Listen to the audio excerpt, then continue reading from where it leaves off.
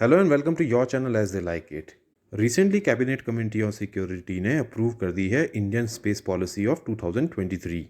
क्या है ये इंडियन स्पेस पॉलिसी और क्या है इसके प्रोविजंस, आइए जानते हैं आज की इस वीडियो में। इंडियन स्पेस पॉलिसी 2023 का एम है कि प्राइवेट सेक्टर का स्पेस सेक्टर में पार्टिसिपेशन को इंस्टीट्यूशनलाइज कराना, जहाँ पे कि इसरो फोकस करेगी on the research and development of advanced space technologies.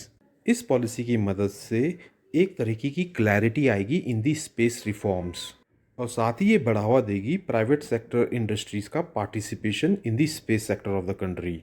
आइए अब जानते हैं कि इस पॉलिसी में किन स्पेस ऑर्गेनाइजेशन को क्या रोल्स दिया गया है। इंडियन स्पेस पॉलिसी 2023 इसरो और Indian space sector PSUs, NSIL which stands for New Space India Limited और InSpace which stands for Indian National Space Promotion and Authorization Center, इनके रोल एंड रिस्पॉन्सिबिलिटीज़ को define करती है।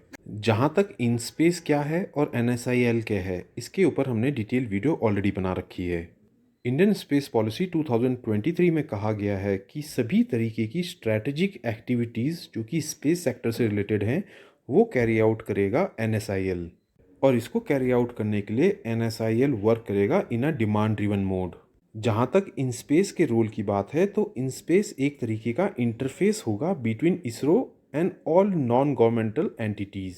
कहने का मतलब ये है कि InSpace एक्ट करेगा as a bridge between the non governmental entities and the ISRO.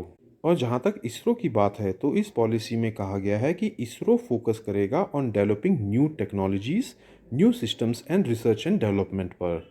Policy में ये भी कहा गया है कि इसरो के मिशंस का जो ऑपरेशनल पार्ट है वो अब करेगा न्यू स्पेस इंडिया लिमिटेड।